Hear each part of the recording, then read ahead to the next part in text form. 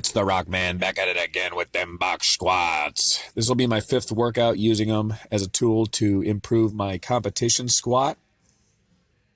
I made some little tweaks to the technique and the setup, but before I get caught up talking about the boring training log bullshit, let me discuss forklifts competition for a minute. What little remains of it. Greatest lifter on the face of planet Earth, or whatever the fuck your name is now. I had to take your 1 rep max for a ride on the dead stop box squat. And even though my groove wasn't really there, I was more dehydrated than Eddie Hall. It was easy as fuck.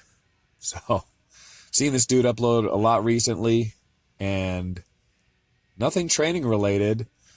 I have noticed in the last 2 or 3 weeks, he's gained about 25 pounds of water weight just in his face alone.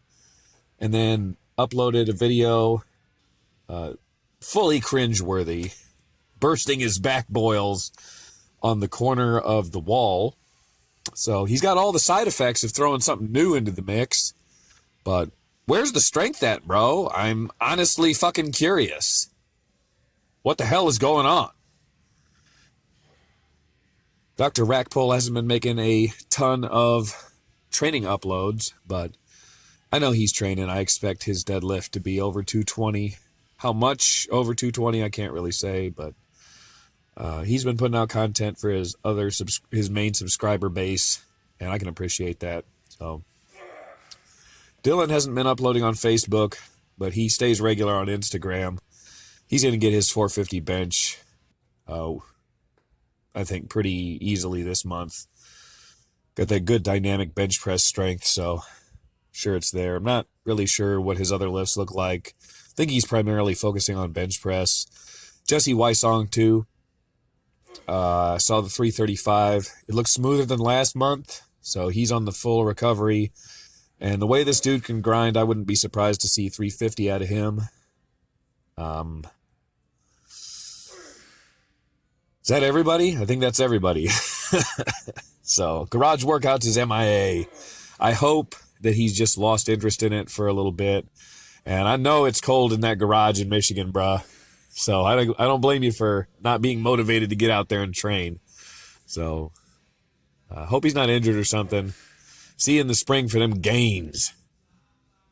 And yeah, I guess I got to talk about my boring shit now. So I turned the box a little bit to the side so I can get the corner of it under my ass to get a better foot position.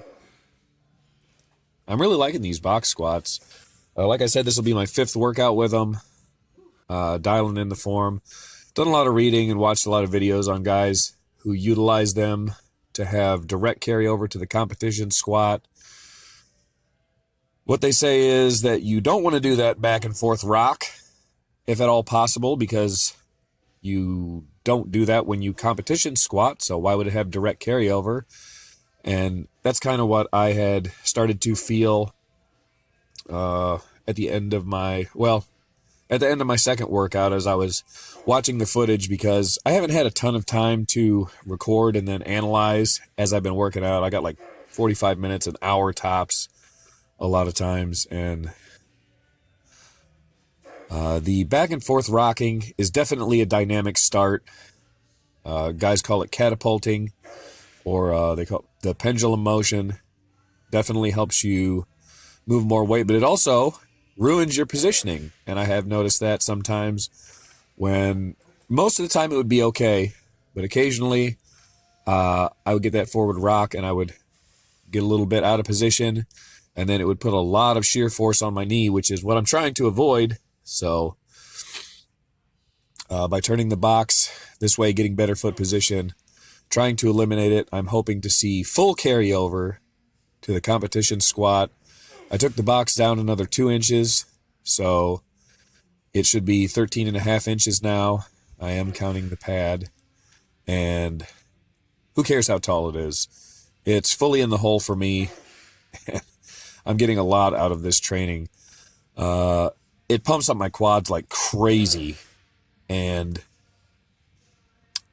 I will say that it has been hitting my lower back pretty hard, but I think actually what's happening is I've got better hip activation, so the hip pump is putting pressure on my sciatic nerve, and I just feel it in my back.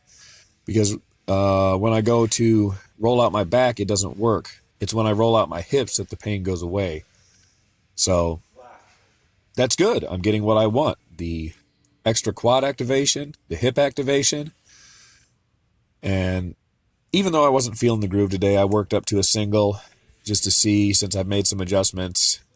And yeah, 480 is definitely there, I think. Just a little more work with the groove, and 500's there.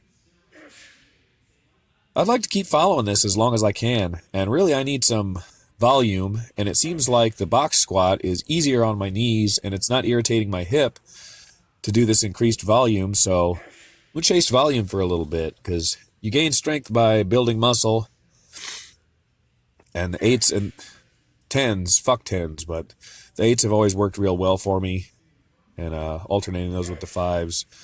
We'll just see how it goes. 335 today. I don't know if I'll go up 10 pounds next time. I'll have to make that call on the fly. Probably should, though. We'll just have to see. And didn't hit me hard enough that I couldn't get 10 on this last set, although I would call this a RPE 8.